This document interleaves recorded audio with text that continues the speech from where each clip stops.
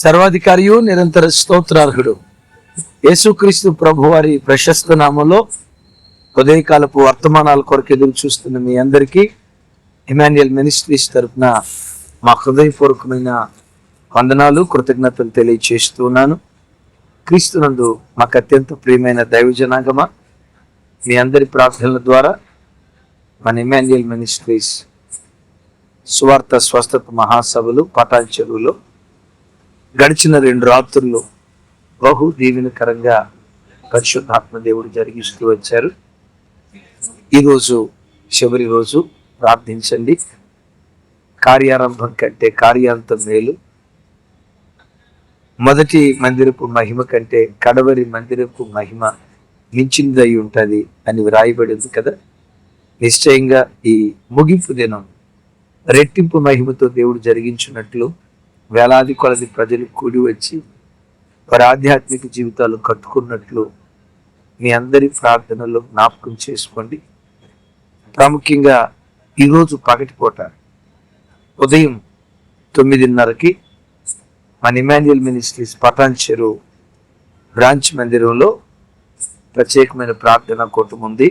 నేను వచ్చిన బిడ్డలు చాలామంది అడ్రస్ అడుగుతూ వెళ్ళారు, ఎక్కడ ఏంటి అని. మీకు రూట్ మ్యాప్ చూడటం వచ్చు కదా, నావిగేషన్ ఇమాన్యుయల్ మినిస్ట్రీస్ పటాన్ చెరువు అని మీరు క్లిక్ చేస్తే మీకు మందిరపు రూట్ మ్యాప్ క్లియర్గా కనపడుతూ ఉంది. పటాన్ చెరువులో ఇంకా మీకు అడ్రస్ వివరాలు తెలియాలనుకుంటే పటాన్ చెరువులో Kia servicing centre, Kia car showroom ఉంటారు కదా, ఆ కియా సర్వీసింగ్ సెంటర్ని ఆనుకొని మన మందిరం ఉంటుంది. అలాగే ఇంకా తెలియాలంటే కరెంట్ ఆఫీస్కి దగ్గర Kia showroom Kia servicing centre ఆనుకొని పటాన్ చెరువులో మన ఇమాన్యుయల్ మినిస్ట్రీస్ బ్రాంచ్ మందిరం ఉంది. ప్రేమపూర్వకంగా ఆహ్వానిస్తూ ఉన్నాం. ఈరోజు ఉదయం 9:30కి ప్రార్థన కూటం ప్రారంభమవుతుంది. తప్పకుండా లైవ్ చూడండి, ఆశీర్వదించబడండి. ప్రత్యేకంగా చివరి రాత్రి ఓ శక్తివంతమైన వర్తమానం పరిశుద్ధాత్మ దేవుడు మనకు అనుగ్రహించబోతున్నారు. మొదటి రోజు చక్కటి వర్తమానాలు, రాతి హృదయాలలో నుండి దేవుడు రాగాలు పుట్టిస్తాడని, రాహాబును గూర్చి, నెబుకద్నెజరును గూర్చి, మోషేను గూర్చి, ఎలా మోషేను దేవుడు చిక్కుకున్నాడు, చివరికి అన్యుడైన నెబుకద్నెజరుని ఎట్లా చిక్కుకున్నాడు. అద్భుతమైన వర్తమానం. ప్రత్యేకంగా నిన్నటి రాత్రి సమరియా పట్టణాన్ని గూర్చి, నినివే పట్టణాన్ని గూర్చి, ఐగుప్తు పట్టణాన్ని గూర్చి, ప్రాముఖ్యంగా సొదొమ గొమొర్రా పట్టణాల గూర్చి మీటింగ్కి వచ్చిన బిడ్డలు అనేకులు కన్నీళ్లు విడుస్తూ పశ్చాత్తాపడ్డారు. దేవుని కృప, మీ అందరి ప్రార్థన, ఇమాన్యుయల్ మినిస్ట్రీస్కి మీ ప్రార్థన ద్వారా దేవుడిచ్చిన అభిషేకం, సమృద్ధి అయిన వాక్యం దొరికే పరిచర్యగా ఒక మంచి ముద్ర, ఓ మంచి సాక్ష్యం ఈ పరిచర్య పొందుకోవటానికి దేవుడు చూపించారు. మీ అందరి ప్రార్థనలో ఈ చివరి దినం కూటం కొరకు ప్రార్థించండి. కుటుంబాలుగా తరలిరండి. మంచిది. ఓ ప్రత్యేకమైన వర్తమానం ఈ గడియలో పరిశుద్ధాత్మ దేవుడు మనకు అందించబోతున్నారు. విందాం. ఈరోజు ఒక మనిషి సంపూర్ణంగా దేవుని చిత్తానికి లోబడితే ఆ మనుషునికి దేవుడు అనుగ్రహించే 5 శ్రేష్టమైనటువంటి ఆశీర్వాదాలు. నిజంగా ఒక మనిషి దేవుని చిత్తానికి లోబడితే తన జీవితం అంతటి మీద దేవుని వాక్యపు చిత్తానికి తను అప్పగించుకొని ఆ దైవ చిత్తానుసారంగా ఒక మనుషుడు అడుగు వేస్తే ఆ మనిషికి, ఆ వ్యక్తి జీవితంలో 5 రకాలైన శ్రేష్టమైన దీవెనలు దేవుడు పరిశుద్ధ గ్రంథంలో దాచిపెట్టారు. దాన్ని ధ్యానించే ముందు ప్రతి క్రైస్తవుడు, దేవుని యొద్దకు వచ్చిన ప్రతి క్రైస్తవుడు తన జీవిత విషయంలో తను ఎలా ఉండాలో, దేవుని చిత్తానికి తను ఎలా అప్పగించుకోవాలో బైబిల్ ఒక్క మాట మీకు జ్ఞాపకం చేస్తాను. యోహాను సువార్త 6వ అధ్యాయం 38వ వచనం. యోహాను సువార్త నేను చదువుతాను, నాతో కలిసి అందరూ ఈ మాట చెప్పండి. సరే తమ్ముడు 39 అనుకుంటా మీ దగ్గర ఉన్న బైబిల్లో. ఎస్, నాతో కలిసి అందరూ చెప్పండి. నా ఇష్టమును నెరవేర్చుకున్నట్టుకు నేను రాలేదు, నన్ను పంపిన వాని చిత్తము నెరవేర్చుటకే పరలోకము నుండి దిగి వచ్చి తిని. ఇక అందరూ చూడండి, యేసు ప్రభు వారు ఈ స్థలంలో పరలోకపు తండ్రితో మాట్లాడుతూ, తండ్రి నేను భూలోకానికి దిగొచ్చా, భూలోకానికి దిగొచ్చేటప్పుడు నాకు ఒక శరీరాన్ని మీరు అమర్చారు.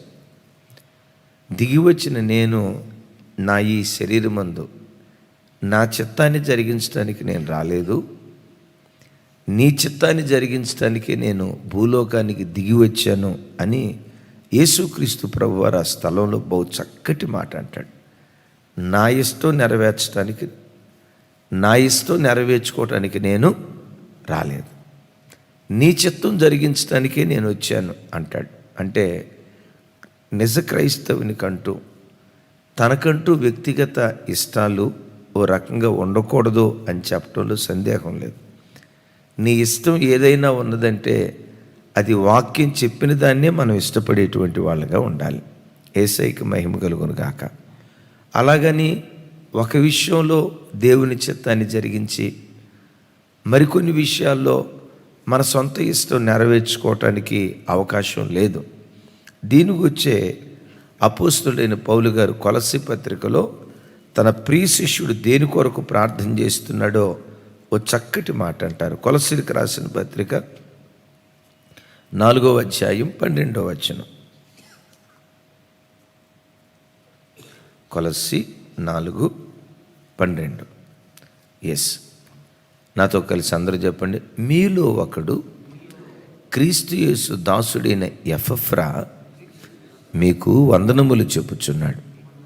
మీరు సంపూర్ణులను, ప్రతి విషయములో దేవుని చిత్తమును గూర్చి సంపూర్ణ నిశ్చయిత గలవారునై నిలకడగా ఉండవలెనని ఇతడు ఎల్లప్పుడూ మీ కొరకు తన ప్రార్థనలలో పోరాడుచున్నాడు. ఏమని పోరాడుతున్నాడు? ప్రతి విషయములో దేవుని చిత్తాన్ని గూర్చి. అంటే ప్రతి విషయంలో ఎవరి చిత్తం జరగాలి? సహజంగా మనం మనుషులం కదమ్మా. స్వచిత్తం కొంత, దేవుని చిత్తం కొంత, దేవుని ఆలోచన కొంత, మన సొంత ఆలోచన కొంత. సహజంగా మన జీవితం ఇలా సాగుతూ ఉంటుంది. కానీ పౌలు గారు ఎపఫ్రా గురించి ఏమంటాడంటే, నో, సొంత తన చిత్తం కాదు, సొంత కొంత దేవుని చిత్తం కాదు, ప్రతి విషయంలో మీరు దేవుని చిత్తాన్ని జరిగించే విషయంలో మీరు నిలకడగా ఉండాలి అంటాడు. ఈ మాటలు వింటున్న దైవజనమా, ఈ దినం నువ్వు వెళ్ళే ప్రతి చోట నీ చిత్తం సిలువ వేయబడి మనందరి జీవితంలో దైవ చిత్తమే జరుగునుగాక. దేవుని చిత్తానికి మనలను మనం పరిపూర్ణంగా అప్పగించుకుందుముగాక. ఆ రీతిగా ప్రతి విషయంలో మన దేవుని చిత్తానికి అప్పగించుకుంటే మన జీవితంలో దేవుడు మనకు అనుగ్రహించే మొట్టమొదటి ఆశీర్వాదం చూడండి. సామెతల గ్రంథం 3వ అధ్యాయం 2వ వచనం. 3వ అధ్యాయం 6వ వచనం. 3:6. ఎంత చక్కటి మాట ఇక్కడ రాసి ఉంటుందో చూడండి. నీ ప్రవర్తన అంతటి యందు, చెప్పాలి అందరూ, నీ ప్రవర్తన అంతటి యందు ఆయన అధికారమునకు ఒప్పుకొనుము, అప్పుడు ఆయన నీ త్రోవలను సరళము చేయుము. అందుకని ఇక్కడ భక్తుడు మాట్లాడుతూ అంటాడు, నీ ప్రవర్తన అంతటి మీద. అంటే నువ్వు మాట్లాడే మాటలో దేవుని చిత్తమే ఉండాలి, నువ్వు చేసే పనిలో దేవుని చిత్తమే ఉండాలి. నీ ప్రవర్తన అంతటి మీద దేవుని అధికారాన్ని ఒప్పుకో. అంటే నీ జీవితంలో పూర్తిగా దేవుని చిత్తం చేయటానికి నువ్వు అప్పగించుకో. అట్లా అప్పగించుకుంటే ఏం జరిగిద్దో తెలుసా? నీ త్రోవలన్నీ దేవుడు సరళం చేస్తాడు. ఏదైనా ఒక పని నువ్వు తలపెట్టినప్పుడు ఏవైనా చిక్కుముడులుంటే, ఏవైనా ఆటంకాలుంటే ఏవైనా అభ్యంతరాలుంటే, ఏవైనా అవరోధాలుంటే నువ్వు దేవుని చిత్తానికి లోబడ్డావు గనుక ఆ అవరోధాలన్నిటినీ రహదారులుగా దేవుడు మార్చటం ప్రారంభిస్తాడు. నిజంగా ప్రవర్తన అంతటి మీద దేవుడు ఆయన అధికారాన్ని ఒప్పుకుంటే మన త్రోవలన్నీ దేవుడు సరళం చేస్తాడా? చిన్న మాట చాలాసార్లు చెప్పాను. సౌలు దావీదును చంపాలని అనుక్షణం ప్రయత్నం చేశాడు. అయితే అద్భుతం ఏంటంటే చంపాలనుకున్న వాడికి చంపే అవకాశం రాలేదు, చంపకూడదు అనుకున్న వాడికి చంపే అవకాశం వచ్చింది. ఎవరికి అవకాశం వచ్చింది? దావీదుకు చంపే అవకాశం వచ్చింది. చంపే అవకాశం వచ్చినప్పుడు చుట్టూతో ఉన్న వాళ్ళ బంధువులు అంటున్నారు, తన సైనికులు అంటున్నారు, రాజా వేసాయి, ఒకవేళ నువ్వు వేయకపోతే నువ్వు పక్కకు తప్పుకో, ఇటు తిరిగో, మేము వేసేస్తాం అన్నాడు దావీదు. చూడండి, అలాంటి సంక్లిష్టమైన పరిస్థితులలో దేవుని చిత్తాన్ని వెతుకుతున్నాడు. నా వైపు చూడండి. దేవుని చిత్తం మనం ఎక్కడ తెలుసుకోగలుగుతాం? దేవుని వాక్యంలో దేవుని చిత్తాన్ని తెలుసుకోగలుగుతాం. ఈ వాక్యంలో ఏమని రాయబడి ఉంది? యెహోవా చేత అభిషేకించబడిన వాడిని ముట్టకూడదు అంటాడు. ఒరి బాబు, చంపటమా? అసలు వాక్యం ఏమంటుంది? చంపటం కాదు, ముట్టను కూడా ముట్టకూడదు అని దేవుని వాక్యం అంటుంది. అలాంటప్పుడు ముట్టకూడదు అని వాక్యం చెప్తే ఎలా నేను చంపగలను? అమ్మో, మీరు చంపిన ఆ ప్రాణహత్య నా మీదకు వస్తుంది, వద్దు వద్దు వద్దని. చూడండి, తనను చంపటానికి వచ్చిన వాడిని చంపే అవకాశం వస్తే వాక్యాన్ని బట్టి మౌనమయ్యాడు. దావీదు ఎవరో తెలుసా? తన ప్రవర్తన అంతటి మీద దేవుని అధికారాన్ని ఒప్పుకున్నటువంటి వాడు. అద్భుతం తెలుసా? తన ప్రవర్తన అంతటి మీద దేవుని అధికారాన్ని ఒప్పుకున్నాడు కనుక దావీదు చేసే ప్రతి పనిలో సఫలమవుతూ వచ్చాడు. వాక్యంలో ఏమని రాసింది? అప్పుడు నీ త్రోవలన్నీ సరళం చేయబడును. దావీదు పట్ల దేవుని కొన్న సంకల్పం సింహాసనం మీద దావీదును కూర్చుండబెట్టాలని. అద్భుతం ఏంటంటే ఆ సింహాసనం దగ్గరికి వెళ్ళటానికి దావీదుకు ఏ ఏ చిక్కుముళ్ళు ఉన్నాయో వాటన్నిటిని దేవుడే తొలగించి ఆ మార్గాన్ని దేవుడు సరళం చేశాడు. ఈ మాట వింటున్న దేవుని బిడ్డ, నువ్వు ఏ పని ప్రారంభించాలని ఈరోజు నువ్వు అనుకుంటున్నావో, ఓ దైవజనుడిగా నా చేతులెత్తి నిన్ను దీవిస్తున్నాను. నీ త్రోవలన్నీ దేవుడు సరళం చేయును కాక. నువ్వు తలపెట్టిన ప్రతి పనిలో ఈ దినం నువ్వు సఫలీకృతురాలు వగునట్లుగా నీ చేతులతో తలపెట్టిన ప్రతి పనిలో విజయాన్ని సాధించినట్లుగా దేవుడు విజయ బావుట ఎగరవేసి విజయోత్సవంతో దేవుడు నిన్ను ఊరేగించునుగాక. నీవు ఆ విజయాన్ని సాధించడానికి ఏ ఏ చిక్కుముళ్ళు ఉన్నాయో అవి వ్యక్తులే కానీ, శక్తులే కానీ, పరిస్థితులే కానీ, ప్రభావాలే కానీ, ఏవైతే ఆటంకాలుగా ఉన్నాయో నీవు ఆయన చిత్తానికి లోబడు. నీ ప్రవర్తన అంతటి మీద దేవుని అధికారానికి ఒప్పుకో. ఆ చిక్కుముడ్లన్నిటిని దేవుడే విప్పి నీ త్రోవను సరళము చెయ్యును గాక. తమ్ముడు, లైవ్ చూస్తున్న తమ్ముడు, చెల్లి, ఈ దినమే కాదు, నీ భవిష్యత్ కాలంలో నువ్వు ఏ పని తలపెట్టినా ప్రతి పనిలో ఆ త్రోవకు ఏవేవి ఆటంకంగా ఉన్నాయో, మరలా చెప్తా, వారు వ్యక్తులే కానీ అవి శక్తులే కానీ, ఆ త్రోవలన్నిటినీ దేవుడు సరళము చేయును గాక.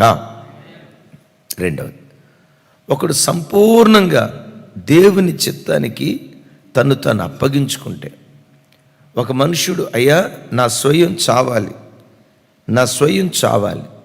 నీ చిత్తమే నా జీవితంలో జరగాలని ఒక మనిషి సంపూర్ణంగా దేవుని చిత్తానికి అప్పగించుకుంటే అద్భుతం. మార్కు సువార్త చూడండి, 3వ అధ్యాయం 34-35 వచనాలు చూద్దాం. మార్కు సువార్త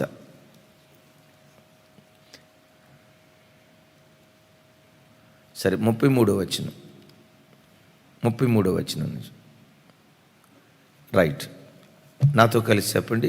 ఆయన నా తల్లి, నా సహోదరులు ఎవరిని తన చుట్టూ కూర్చున్న వారిని కలయజూచి, ఇదిగో నా తల్లియు నా సహోదరులను. 35 చక్కటి మాట, దేవుని చిత్తము చొప్పున జరిగించువాడే నా సహోదరుడు, నా సహోదరి, తల్లియు అని చెప్పాను. చప్పలు కొడితే యేసయ్యకి స్తోత్రాలు చెప్తారు. ఎంత చక్కటి మాట చూడండి. యేసు ప్రభు వారి దగ్గరికి తల్లి మరియా, అలాగే యేసయ్య తర్వాత పుట్టినటువంటి వాళ్ళు యాకోబు, యోధా వాళ్ళందరూ వస్తే చుట్టూతో ఉన్న వాళ్ళు ఏమన్నారంటే, అయ్యా అదిగో మీ తల్లి వచ్చింది, అదిగో మీ సహోదరులు వచ్చారు అంటే యేసయ్య అక్కడ ఏమన్నారు తెలుసా? ఎవరు నా తల్లి, ఎవరు నా సహోదరులు? దేవుని చిత్తము చొప్పున జరిగించువాడే నా సహోదరుడు, నా సహోదరి, నా తల్లి అయి ఉన్నారు అని చెప్పాను. అంటే ఇప్పుడు చెప్పను ప్రవీణ్ బ్రదర్, దేవుని చిత్తాన్ని జరిగించేవాడు దేవునికి ఏమవుతున్నాడు? అరే అంత తెలుగులో రాసి ఉంది కదండి, లైవ్లో మీరు చెప్పండి. ఒకడు దేవుని చిత్తాన్ని జరిగించాడు, ఇది దేవుని చిత్తం, ఇలా నేను చెయ్యాలి, వాక్యం ఇలా బ్రతకమని చెప్తుంది, నేను ఇలాగే బ్రతుకుతానని ఒకడు దేవుని చిత్తాన్ని జరిగిస్తే, దేవుని చిత్తాన్ని జరిగించిన ఈ మట్టి మనుషుడు దేవునికి సాక్షాత్తు సహోదరుడు, తమ్ముడు, దేవునికి సాక్షాత్తు చెల్లి. ఇంకొక అద్భుతమైన మాట, దేవునికి సాక్షాత్తు తల్లి అయిపోతున్నాడంట. అంటే అద్భుతం ఏంటంటే, దేవుని చిత్తాన్ని జరిగించే మనుషుడు దేవునికి రక్త సంబంధి అయిపోతాడు. చప్పట్లు కొడితే యేసయ్యకి స్తోత్రాలు చెప్దాం.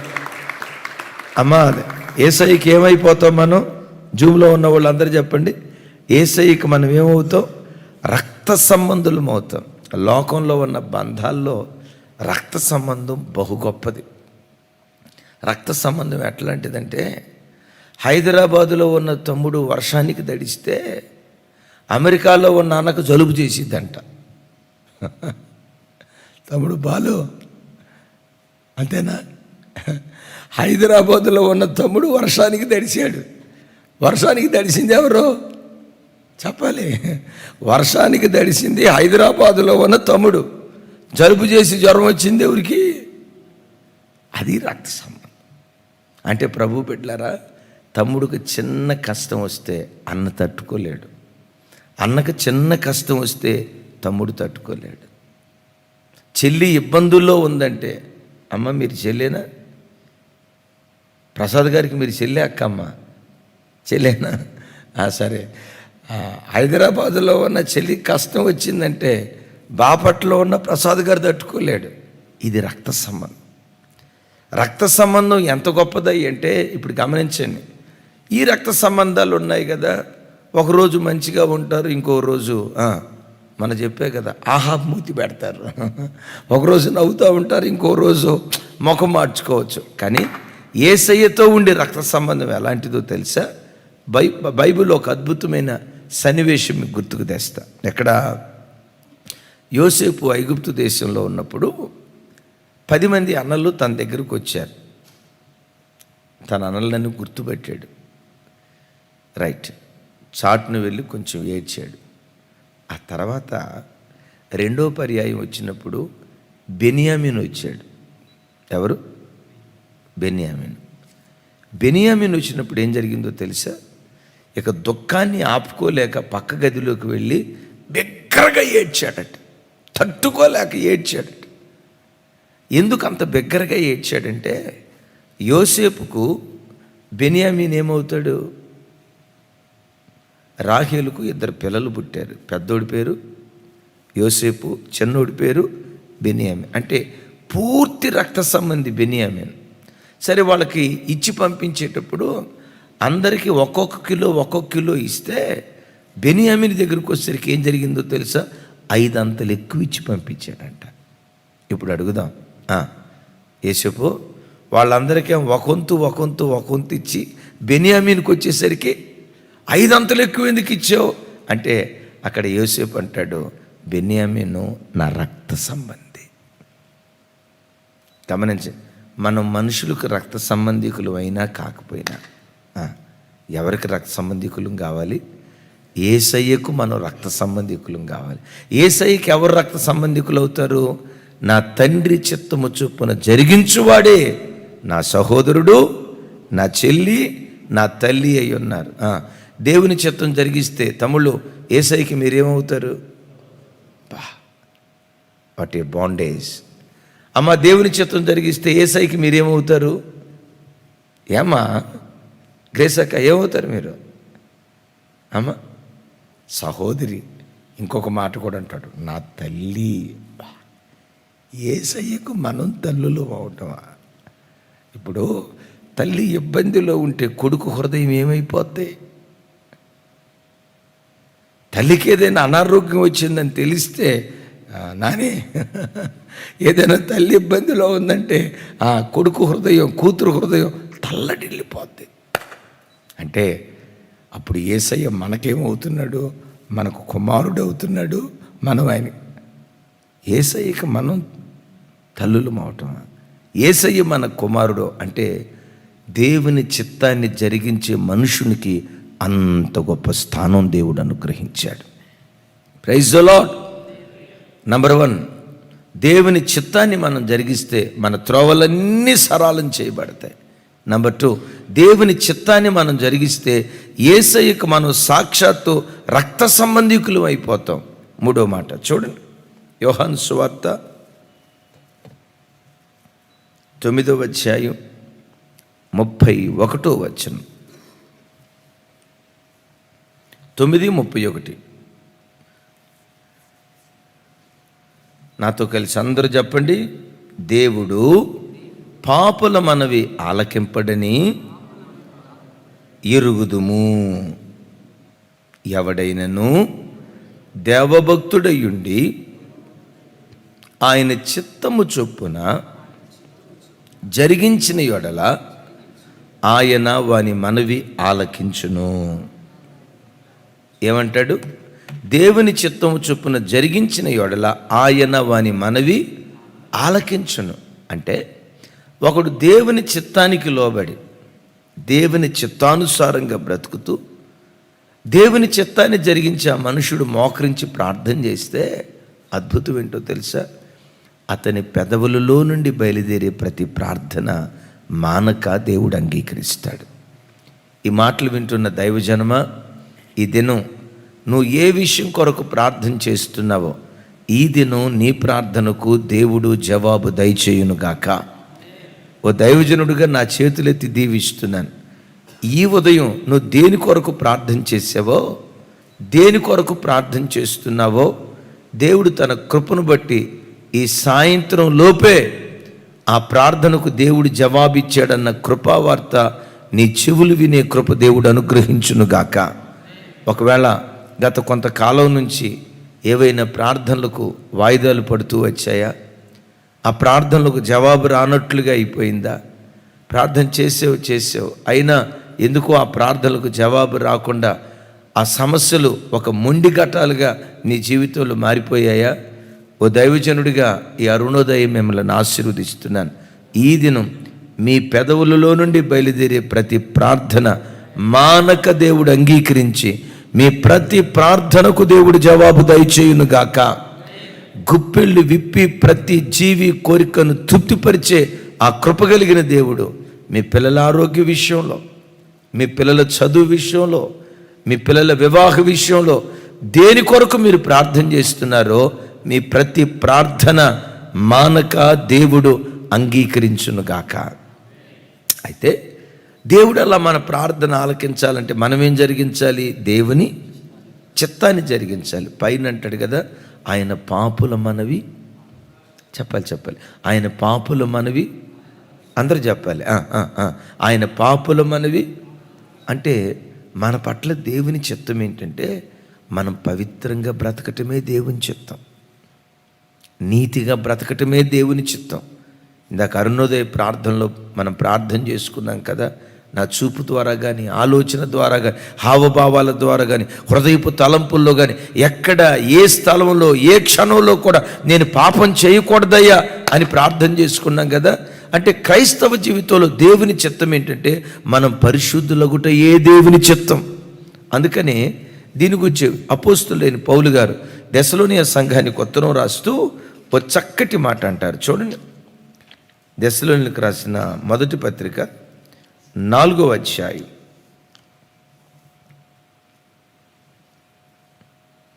3వ వచనం. 3వ వచనం, 4వ వచనం, 5వ వచనం అందరూ చూడండి. చక్కటి విలువైన మాటలు.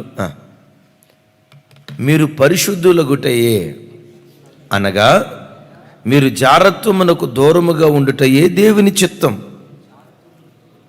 మీలో ప్రతి వాడును దేవుని ఎరుగని అన్ని జనుల వలె కామాభిలాషల యందు కాక పరిశుద్ధత యందును ఘనత యందును తమ తమ ఘటములను ఎట్లు కాపాడుకొనవలెనో అది ఎరిగియుండుటయే దేవుని చిత్తం. చప్పలు కొడితే యేసయ్యకు స్తోత్రాలు చెప్దాం. ఏంటి దేవుని చిత్తం నాని? మీరు పరిశుద్ధులు అవ్వటమే దేవుని చిత్తం. డేవిడ్, ఏంటి దేవుని చిత్తం? ఆటో తోలటమా, కారు తోలటమా, లారీ తోలటమా? అది బ్రతుకు తెరువు నిమిత్తం మనం చేసుకుంటాం, తప్పు కాదు. అయితే గమనించండి, మనందరి పట్ల దేవుని చిత్తం ఏంటంటే మీరు పరిశుద్ధులగుటే దేవుని చిత్తం. అన్యజనుల్లాగా కామాభిలాషల యందు ఆ చెడ్డ తలంపులతో మీరు బ్రతకూడదు.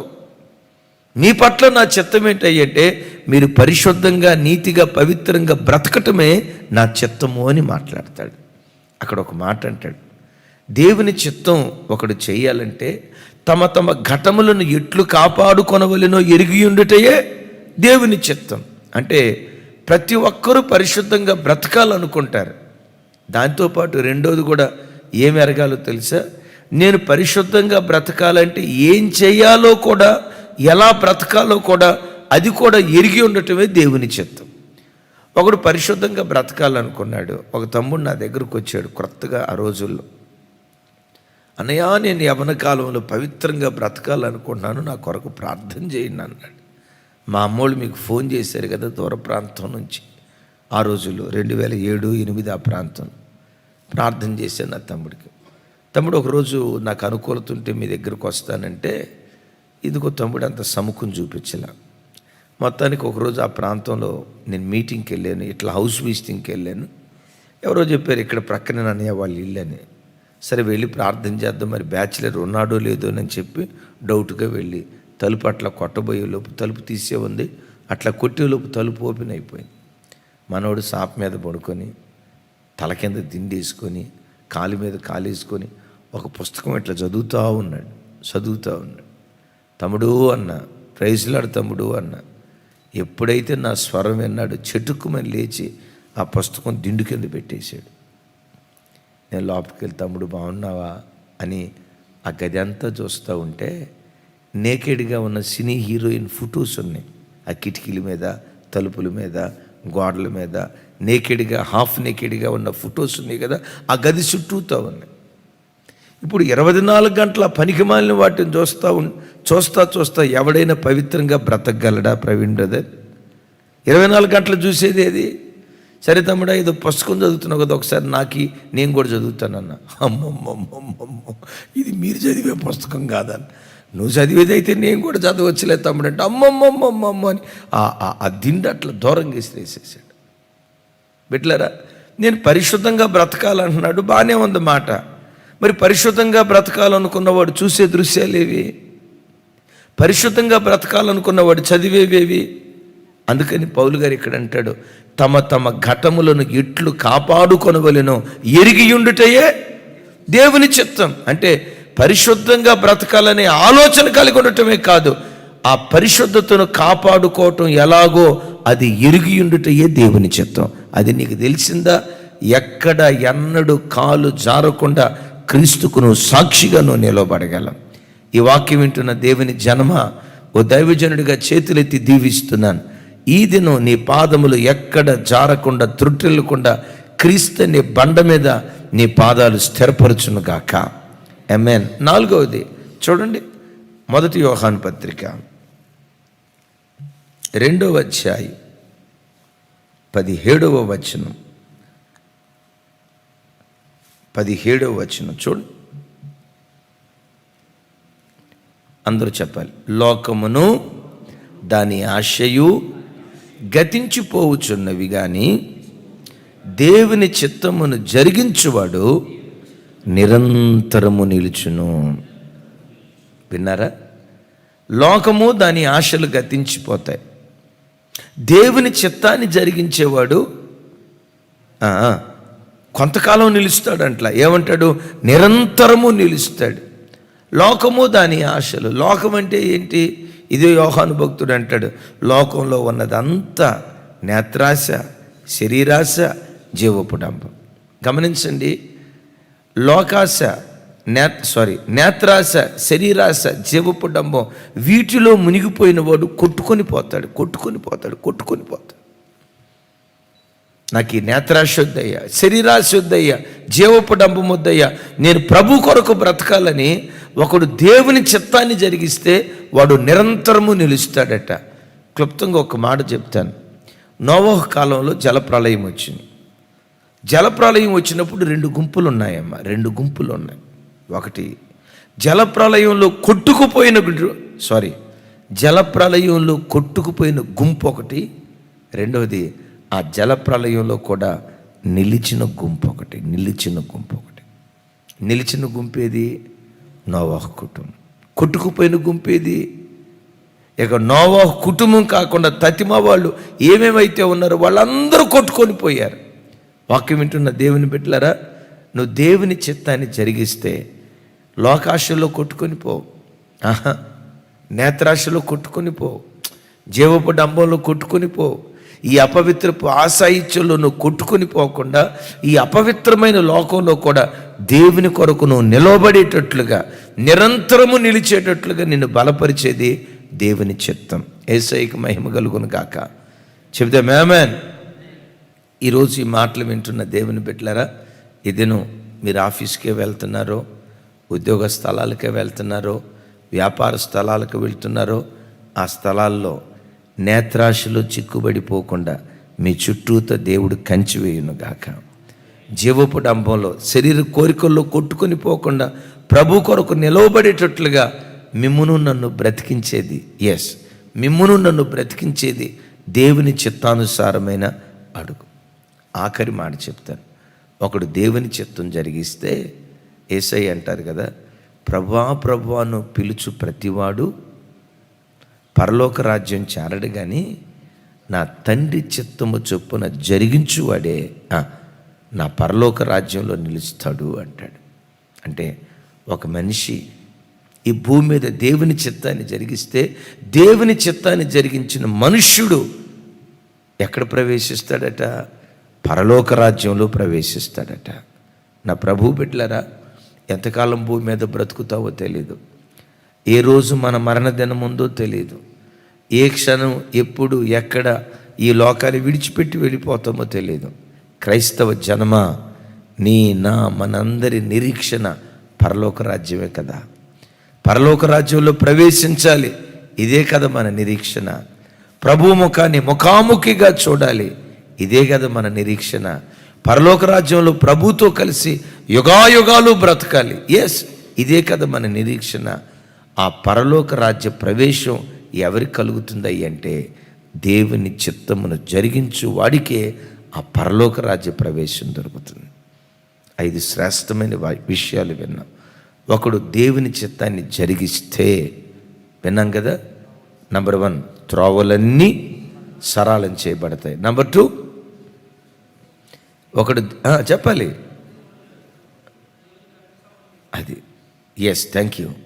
దేవునికి రక్త సంబంధికులమవుతాం. 3వది, మన పెదవుల్లో నుండి బయలుదేరే ప్రతి ప్రార్థన దేవుడు అంగీకరిస్తాడు. 4వది, నిరంతరము నిలుస్తాం.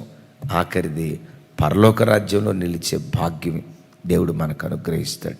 ఒక మాట అడుగుతావా? నా స్వయం చావాలయ్యా, నీ చిత్తం జరగాలయ్యా. నా సొంత ఆలోచనలు నయమైపోవాలి. నీ వాక్యం ఎలా చెప్పిందో ఆ వాక్య ప్రామాణిక ప్రకారం నేను బ్రతకాలి. యేసయ్యా, నన్ను అలా బ్రతికించవా? చిన్న ప్రార్థన చేస్తాను. దయచేసి అందరూ కళ్ళు మూసుకోనండి. ఇదేనో ఏ పని నిమిత్తం మీరు ప్రయాణమై వెళ్తున్నా మీ త్రోవలన్నీ దేవుడు సరళం చేయునుగాక. మీ పెదవులలో నుండి బయలుదేరే ప్రతి ప్రార్థన దేవుడు అంగీకరించునుగాక. ప్రార్థన. తండ్రి, మీకు స్తోత్రాలు. మాతో మీరు మాట్లాడిన మీ శ్రేష్టమైన మాటల కొరకై వందనాలు స్వామి. మా చిత్తం సిలువ వేయబడాలి. మీ చిత్తమే మా జీవితాల్లో నెరవేర్చబడాలి. మా స్వయం చావాలయ్యా, మీ చిత్తం జరగాలయ్యా. ఈరోజు మీ చిత్తం నెరవేరిస్తే ఏ ఆశీర్వాదాలు కలుగుతాయో మాట్లాడారు. దేవా, ఈ బిడ్డలు మీ చిత్తం నెరవేర్చినట్లుగా కృప చూపించండి. అవును నాయన, ఈ దినం బిడ్డలు ఏ పని నిమిత్తం ప్రయాణమై వెళ్తున్నారో వారి త్రోవలన్నీ సరళం చేయబడాలి ప్రభా. వారి త్రోవలన్నీ సరళం చేయబడాలి నాయన. అవును, మీకు రక్త సంబంధికులుగా మారాలి ప్రభా. అవును తండ్రి, ఈ బిడ్డల పెదవులలో నుంచి బయలుదేరే ప్రతి ప్రార్థన ఈ దినం మీరు అంగీకరించినందుకు స్తోత్రాలు. బిడ్డలు ఏ ఏ విషయాల కొరకు వారు ప్రార్థన చేస్తున్నారు, కన్నీళ్లు గారుస్తున్నారు, మొరపెడుతున్నారు, ఈ బిడ్డల పెదవులలో నుండి బయలుదేరే ప్రతి ప్రార్థనకు మానక మీరు జవాబిచ్చుదురుగాక. అందరూ నేత్రాశలో, శరీరాశలో, జీవపడంబంలో కొట్టుకొని పోతున్నారు. ఈ పిల్లలు ఈ దినం మీ కొరకు నిలవబడాలి. ఈ దినమే కాదయ్యా, నిరంతరము నిలవాలి. రారాజుగా మీరు మధ్యాకాశానికి వచ్చినప్పుడు మిమ్మల్ని ఎదుర్కొని మీతో పరలోక రాజ్యంలో యుగాయుగాలు బ్రతకాలి స్వామి. ఆ కృప దయచేయి. ఏ తల్లి ఏ ప్రార్థనకు జవాబు రాలేదని కన్నీళ్లు కారుస్తుందో, ఏ తండ్రి కలవరపడుతున్నాడో, ఈ దినం ఆ ప్రార్థనలకు మీరు జవాబిచ్చుదురుగాక. ఈ దినం ఆ ప్రార్థనలకు నిశ్చయంగా మీరు జవాబు దయచేయుదురుగాక. ప్రతి ప్రార్థనకు ప్రత్యుత్తరం మీరు ఇచ్చుదురుగాక. సమస్త ఘనత, మహిమ, ప్రభావాలు మీకే ఆరోపిస్తూ యేసు నామములో ప్రార్థించి పొంది ఉన్నాం తండ్రి. తండ్రి అయిన దేవుని ప్రేమ, కుమారుడైన యేసుక్రీస్తు ప్రభు వారి దివ్య కృప, పరిశుద్ధాత్మ దేవుని సహవాసం మనకు సకల పరిశుద్ధులకు సదా తోడయుండి నడిపించునుగాక. Amen, amen. Thank you. అందరికీ వందనాలు.